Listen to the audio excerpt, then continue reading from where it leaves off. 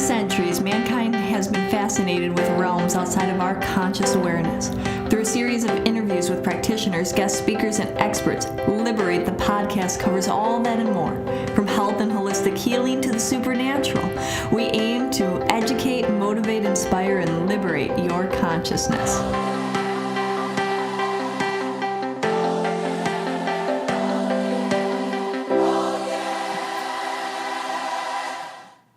Hi, welcome to another episode of Liberate, the podcast. We're welcoming back the wonderful, incredible Paul.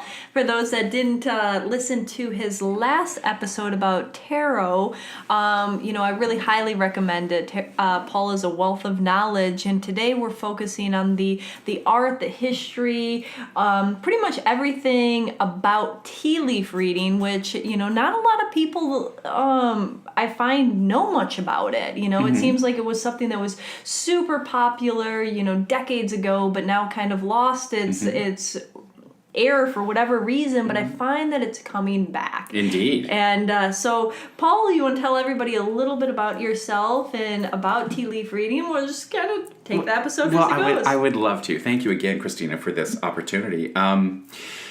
As you know, I've been reading tarot for over 30 years, and how I came to tea leaf reading, I certainly saw it in the Harry Potter movies, and was sort of aware of it, but didn't have a real knowledge of it. So as these things happen, I'm futzing around in a thrift store, and I see this unusual cup and saucer.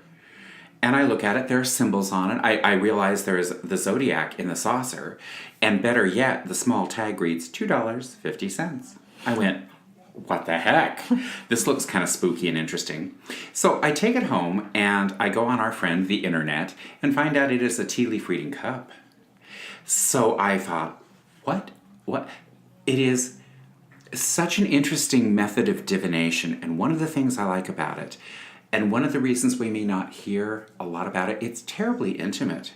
In the moments that you are reading with somebody, it is a real exchange of this sweet energy that you two have created.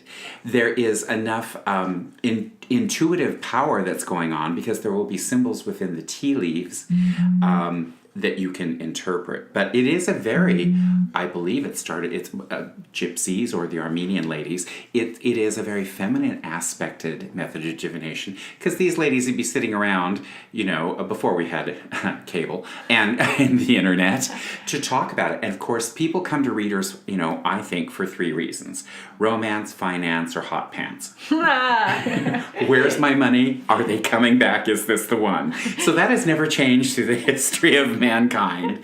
So in this intimate moment, what they would do is they would brew some tea. You can also do it with coffee. I'm sort of not as proficient with coffee because the grounds are smaller. But with tea leaves, and it does matter which tea you use. But what happens then is that we brew a cup of tea. I may join you when you come with me, and we drink the cup of coffee until there's enough liquid at the bottom that will still cause these tea leaves. The tea leaves are loose in the cup, and so there's enough liquid that this is where the ritual begins. That you swirl the cup 3 times to the left. Okay. And I once again, I was practicing with this cup I found in a thrift store. And then you upturn it with your intention into the saucer. Okay, like intention, the question. The question, okay. Is he coming back? Am I going to win the lottery? And you wait a moment, and then you flip the cup over. The handle represents you. So then on the interior of this printed cup, there are different symbols. There's a heart, there's a snake, there's a letter, there's all of these different symbols on the inside. So with the intention that you set, then we begin to look at the almost like the face of a clock. We start on your left. So in the little area that there's a letter, you're going to get a message soon. And there's the closer to the rim of the cup where your lip was, never a slip twixt the cup and the lip. Near the lip is closer to manifestation. Things at the bottom of the cup, and in this cup, it shows an amazing 4-masted schooner. It's on its way. It's going to take some time. Then you begin to look at the actual arrangement of these leaves, because as with methods of divination, the divine has stepped in, because it has arranged even unto I believe it's in in the Christian Bible about he even knows the sparrow's wing. So I always am impressed with, he's even arranged these leaves for us to have images. And they break into some regular symbols. Is it a lion? Is it a bear? Could it be an arrow? Is it a face? I've been amazed at how many amazingly intricate faces I have seen in the tea leaf reading. So we work our way around the cup, and if it is about, is he coming back? Well, it may not be him, but let's look at this man under the symbol of the heart. It could be someone else is on their way. So this may be a time for you to clean up relationships. Because as my grandmother said, you can't chase two rabbits and catch either one. So it may be a time of release for you. So, and then we get around to the corner, and there are quite literal references to it's time to, let go or be dragged, and several things like that. So as we move that aside, we look at the saucer, because that's the timing, that's the zodiac. And it will give you, if stuff is right dead in the center, because if you turn it over, that would have to drop from the bottom. It means that's what we pay attention to first. So right where the saucer, where the bottom of the cup would meet the saucer and that little round thing, that's soon. And then the rest of what you're looking for is then in the zodiac. Oh, it is so fascinating. It's a little time consuming, but it's also so intimate. I'm so enjoying it. Well, what would be like the average, since it is a little bit more time consuming, is this something that is normally done in a half hour, in an hour? Is it what? An hour would be perfect, but because here's the deal, we have to boil the tea.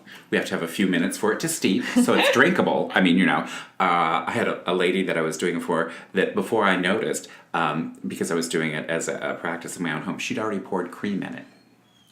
Which is hard. It's not impossible, but it's a little harder because it's the viscosity of the cream slows down the leaves.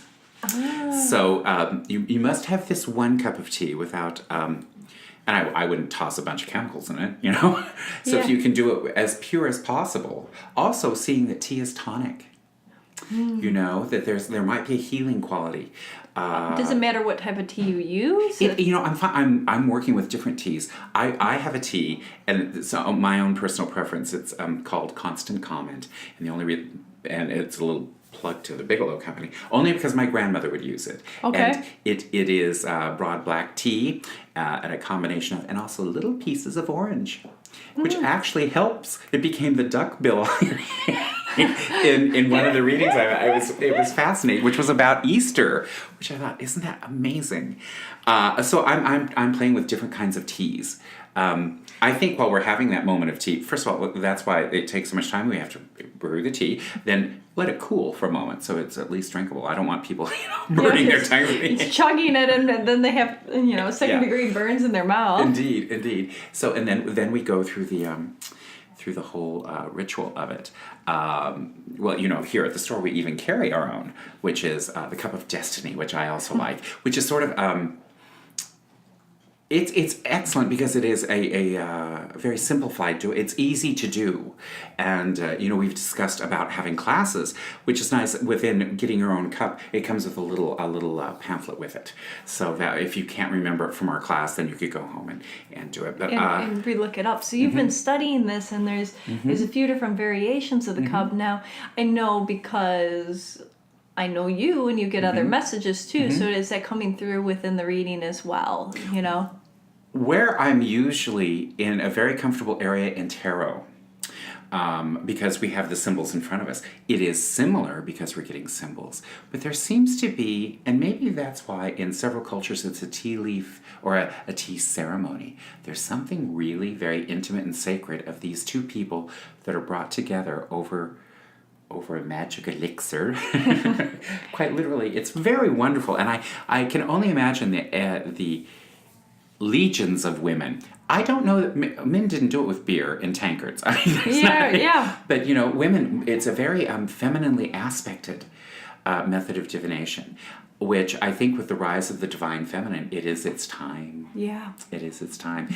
I'm fascinated because a friend of mine we've been trying to coordinate wants to do it from a business standpoint. He wants to know about timing with it because of the zodiac, especially for some investments that he wants to do. Oh, and so how would that work? Like the different quadrants for the zodiac would indicate the different months. Mm-hmm. Also, we have that symbol for like messages. So, is it time to contact your investment banker? Is it time to shift things? I've even seen an arrow pointing, meaning it's time to let the arrow go. It's time for things to move. Let's move on.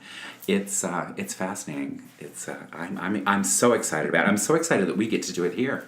Yeah, and we'll get to do it even more. So what about like group settings? How do people relate to that? Because I mean, you just shared a lot about intimate, one-on-one, this relationship that somebody forms with the reader, with you, and with the tea. Now, can that intimate experience be done in a group setting? Like a tea party? I think so. I think what I like about it, especially in like a learning setting, probably no more than 6. And why that is then as we go through the class, and I would think it would be a couple of hours, that we would, I would do a quick little reading for each person with their first cup of tea so that they could see it. We'd also have, material so that they could reference it. And then the second go round, and I always love when people think, well, I can't do that.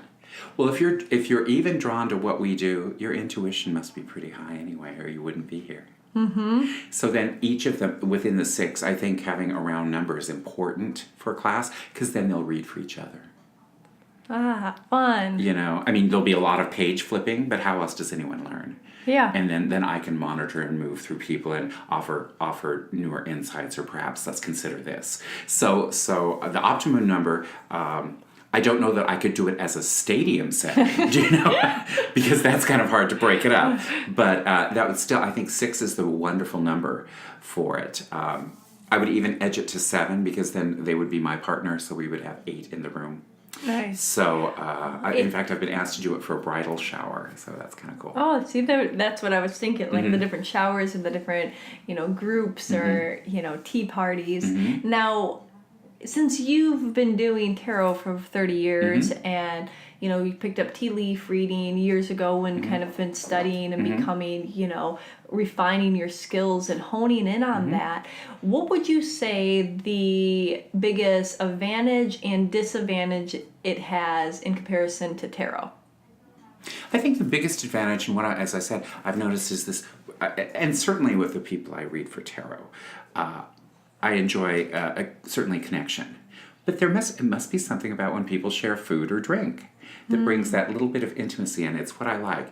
The downside to it is there's a lot of cleanup. Then you got to do some dishes. You got to clean up. Okay. Or in tarot, I just collect the cards and we're done. But I mean, like as far as like the messages or the different information that comes through, seeing that a lot of people haven't experienced a tea leaf reading, but maybe I think the most common reading that a lot of people, even if they haven't had one, they can understand what a tarot reading's like, and then you get into different things like the Akashic Records or different psychic or clairvoyant readings, and there's a whole gamut, and I think every one holds like a different slight way of interpreting or bringing upon a message that's different, both in a positive way and a negative way than a different modality. And so for those that are listening to kind of get like an idea of like, okay, how would this vary and why would this be better than doing like per se a tarot, since that's your expertise, and how and where do you see that it's amazing in all of these aspects, but it's really not as well aligned if you want to learn about this or that because it doesn't provide that. You know what I'm saying? I do. What I've noticed, first of all, is in the reading, much like looking at clouds. Do if we were to stand outside and see some of the beautiful clouds that pass over us, I'd go, do you see the clown? And maybe you don't. So I find in my reading, what do you see? Because people go, oh yeah, it's a dog. I see the dog. So do I. So where he's pointing to, they're letting you know that there may be some people around you that are barking or talking or barking. It depends on the region it is in the cup. But sometimes they will see something entirely different. You know, a woman I was reading for who is so interested in becoming a mother. I did not see the baby she saw in the cup. But when she saw it, I went, absolutely. Kind of looked like the Gerber baby in this little face. I thought, because that's so up for her.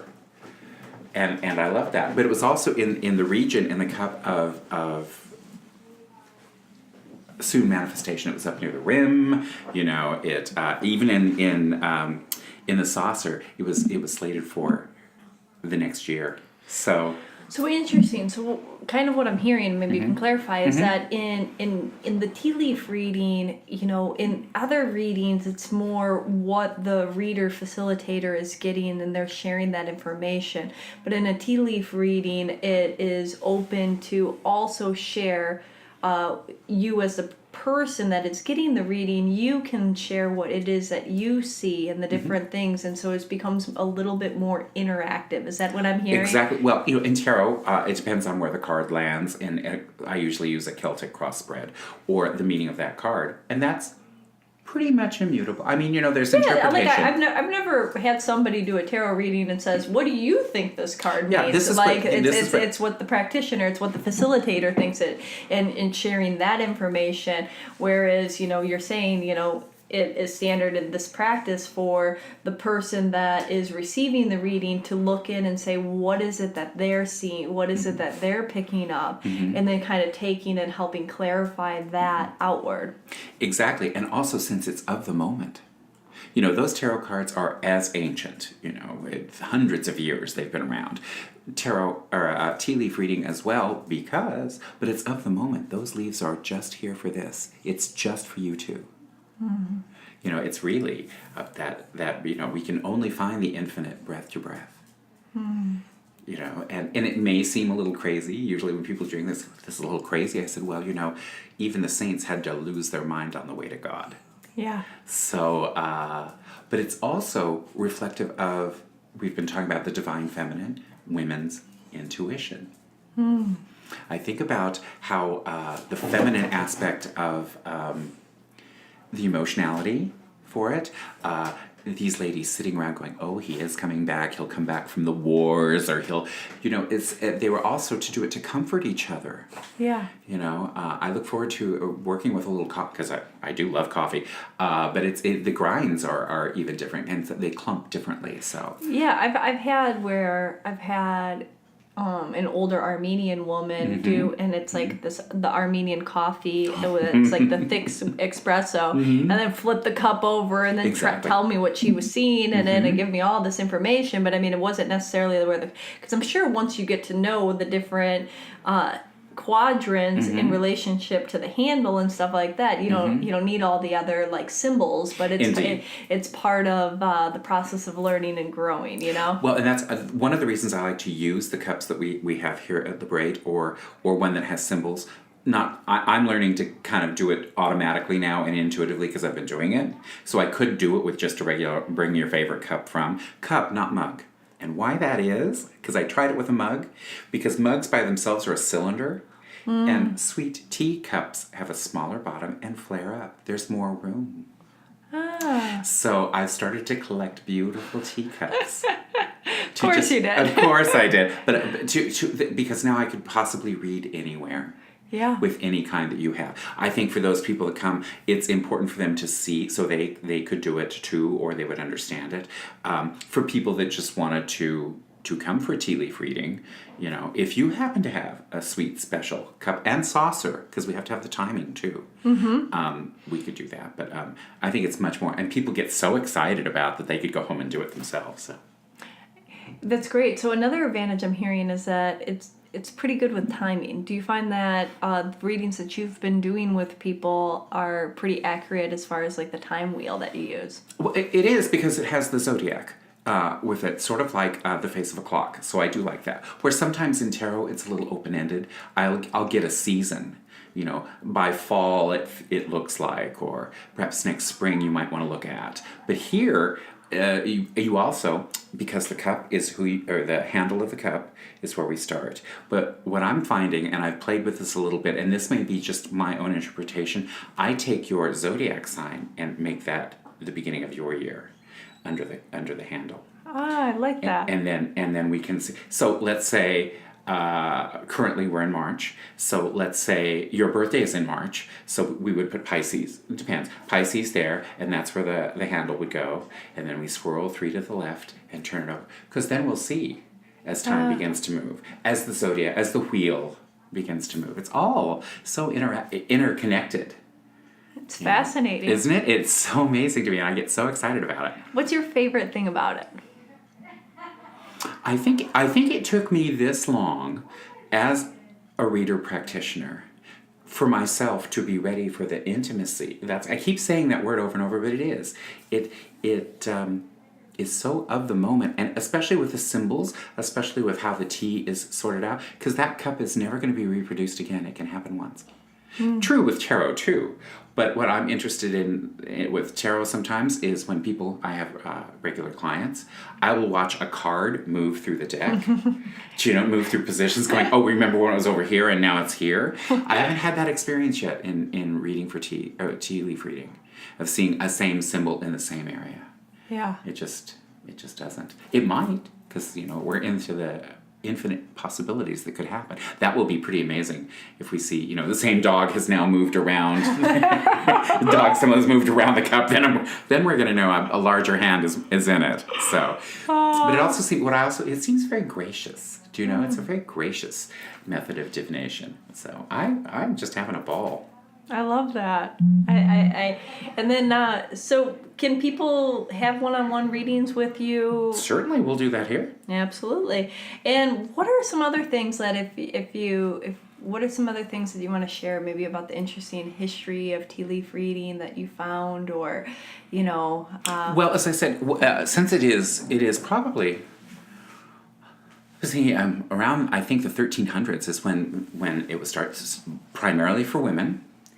That, as empires came and fell, and as life would roll by, women have always had that sort of, men in a different way, but bonding. Mm-hmm. And I would imagine if a mother teaching a daughter then teaching her daughter, the grandmother and the granddaughter and the mother sitting around having tea, it just seems to be such a bonding experience. Mm-hmm. And don't we all want connection? It seems to be an easier connection. It is with tarot, but by its very nature, sort of, people come to ask questions. They're almost coming to the oracle to ask specific questions. There doesn't seem to be, I was going to say, a superior-inferior vibe. There seems to be a let's look. What do you because I find myself, do you see, you see a starfish. Oh, there's not a starfish. That could mean possible ocean travel. That could mean possible. It seems to be a little more indistinct, but wide open with possibilities. And the timing seems to be a little better than tarot, where tarot might be a little more exact of, opening a restaurant right now is not a good idea. It's just not a good idea, and we don't have a lot of support for it. But here they're saying a seafood restaurant, perhaps. Let's look at some timing. Maybe in 2 years. Maybe because we're in this let's say Pisces. Maybe next year or a couple. Keep it in mind. And then it's a very gracious and very loving method of divination. I just get so excited. Yeah, it feels very maternal. It does. And very heart-centered. And for this double cancer, that's where I'm based anyway. Oh, man, good stuff. Paul, if you had to share one last thing, what would it be? For those people that are fascinated with this or interested in this, and you are listening, I always think that there's no accident. So here's the good news. Since this is now planted, follow it. I would love to come meet you. I would love to read for you. I would love to do all of that. But now that this is here, it's no accident for all of us. So as we all make this cosmic shift into unity and healing, I wish you really well on your journey. And make sure you stop and have a cup of tea. Oh, beautiful. And of course, everybody, you can find Paul here over at Liberate Emporium. And we are opening another location in Hollywood. And so depending on when you're listening to this, if you listen to it when it just comes out, then it's going to be, in a month or so. But if you're listening to this after the fact, so Liberate Hollywood, it's located on Selma. It's going to be amazing, beautiful building that we will also do some tea leaf classes and readings on the rooftop, just sipping tea morning, noon, and night. So, just keep that in mind and look us up, find us. If you like this episode, please, please, please, please leave us a review. It really helps other people find us so that we can continue to share this insight, knowledge, and inspiration with many other people. Thank you so much, and join us next time.